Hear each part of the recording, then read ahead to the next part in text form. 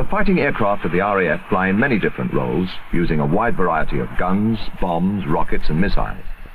From handling and storing weapons to servicing ejector seats, the safety of the aircraft and the pilot's life itself depend on the skill with which the armourer does his job.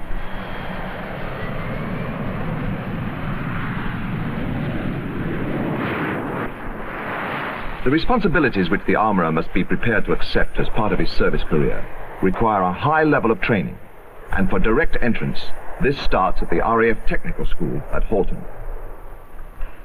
Just like its civilian counterparts, the polytechnics and sixth form colleges, Halton provides specialised further education in its most concentrated form.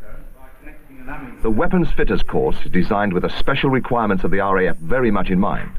But much of the extra knowledge and skill which students learn at Halton has a parallel in civilian engineering apprenticeships. Excuse me, sir, we seem to have a problem here. Just take your meter probe off. Training is done in a very controlled way in the RAF. It's all well scheduled, whereas in a civilian job it's a little bit piecey. But in the Air Force you can see what you're building up to all the time. Got a reading? At Halton we try to cover basic engineering skills. It's necessary to instill a certain amount of mechanical ability into a person before he can actually work in any trade in the RAF, because so much involves the use of mechanical equipment. In almost all trades in the RAF, the skills that you acquire are useful in civilian jobs. These days, an apprenticeship in an engineering firm is probably not so easily acquired as the training that is available in the Air Force. Well, the instructors in the first class, really. You were treated like an adult. You were told to express your views if you had any, intelligent views, that is. Well, I would think that the difference between being an armourer a few years ago and now is that it's more technical, and the electronics plays a much greater part in it than it used to be. The most jobs that armourers have got to do now, if not all electrics, are connected with electrics. Well, we traced it through the circuit diagram and we've narrowed it down to the contacts TB12, 6 and 7. We think there's a short between the two. I see. Okay, very good. The 9-month course at Halton is designed to turn promising students into the kind of highly skilled technician that the modern RAF must have in order to do its job effectively. Fine, okay. But it also introduces people to some of the spare time benefits which service life offers. The opportunity to do your own thing, whatever it is. Gliding, for example. It's just incredible the way they do it in the Royal Air Force, and they give you training from you not even having seen a glider before, right through to take all your certificates and different badges and things.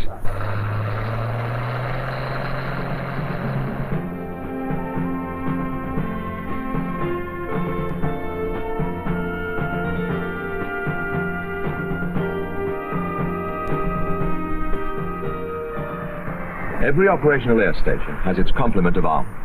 On leaving Halton, they are given the rank of junior technician and are posted wherever the RAF has need of them, at home and overseas. It is now that their training and newfound skills are put into practice, and they find themselves face to face with a new generation of service weaponry, such as the Sparrow air-to-air missile. Well, the Sparrow missile, which is fitted to the British Phantom, has a pulse radar fired towards the target. The signal is picked up by the missile and homes in on the target aircraft. We're now going to the range arm.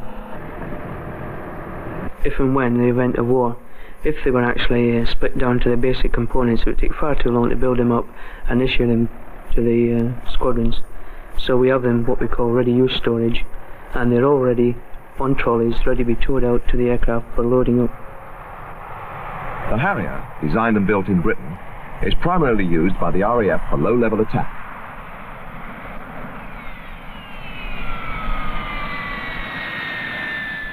Its weapon complement is different from that of the Phantom.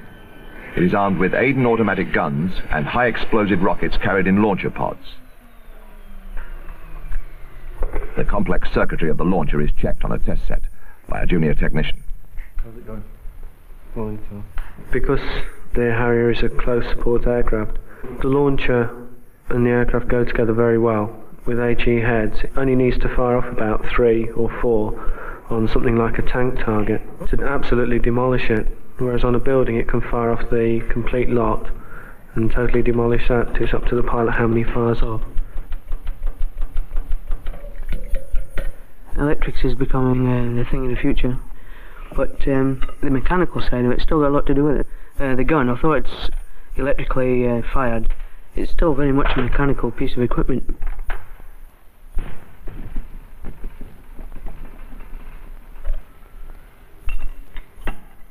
The aircraft generally, to be successful, have to make high-speed, low-level attacks. Therefore, the weapons have been modified to withstand higher temperatures, and their firing has to be more precise, more accurate.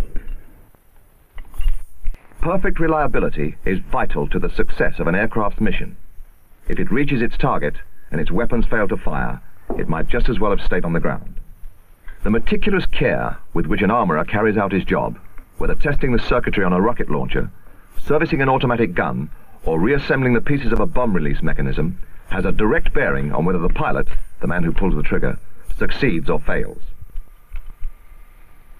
The armourer's sense of responsibility becomes even more vital when he is servicing the ejector seat with which all fighters are fitted. If that fails, what is at stake? Well, the pilot's life, or an aircrew life. If the seat doesn't work, he doesn't get out. And no, it would be impossible for him to, as in the old days, bail out literally by jumping over the side, purely for the fact of speed and G-forces and all this involved. The way the seat works is basically it's worked on a series of time explosions which ejects the seat from the aircraft, upon which the parachute deploys and the pilot returns to the earth alive. The one link relies on all the rest being in place.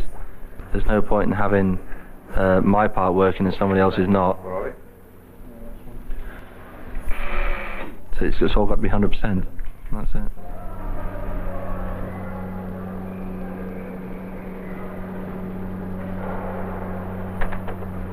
Well, I feel it's a very responsible job, and you have somebody's life in your hands, and it all relies on you and the teammates doing their job correctly to the end of a successful ejection.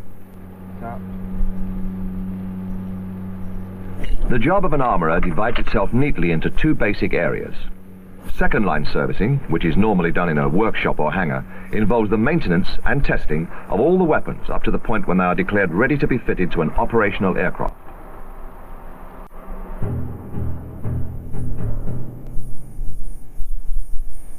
With first line servicing, armourers are in direct contact with the aircraft itself and form a vital part of the ground crew, which services the aircraft in its operational role.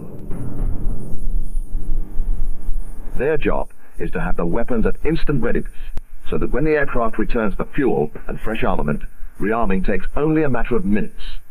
An OTR is an operational turnaround. This is work carried out when an aircraft lands after flying a sortie to rearm it, replenish the fuel, and carry out a very brief but thorough check on the working parts of the aircraft to ensure that it is serviceable.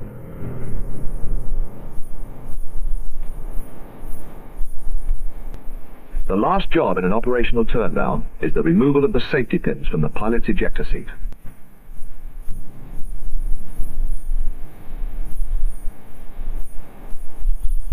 But in 10 minutes, the Phantom has been fully rearmed and is ready to go back into action.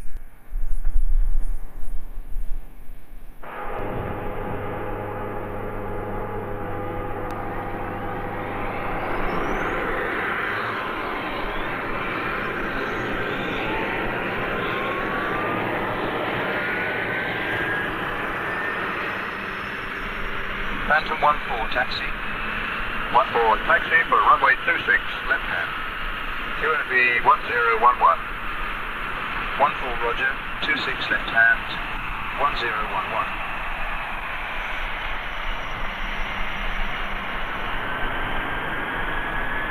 1-4, you're clear takeoff. Wind 260, 10 knots. 1-4, rolling.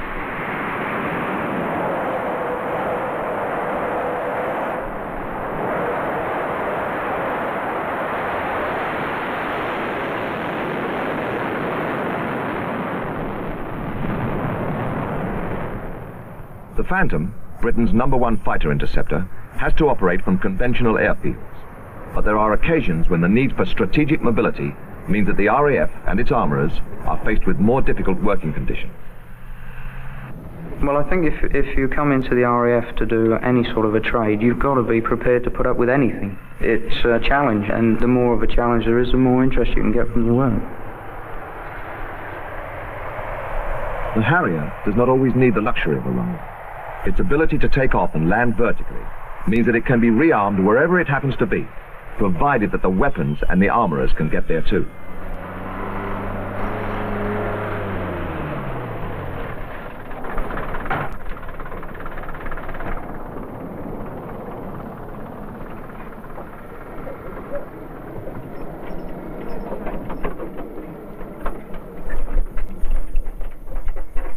Well, it's necessary under operational conditions to arm and rearm Harriers in hides to protect them from the enemy, basically. Their main effect, being a vertical takeoff aircraft, is that they can be at the front lines of any battle, which means that they are very close to the enemy and would therefore come under heavy attack if they were that visible. And if they're in a battle situation, then it's necessary to rearm, refuel very quickly to get them back in the fighting role. With being an armourer, there's so many different types of equipment that you can adapt yourself quite easily to anything else that comes along.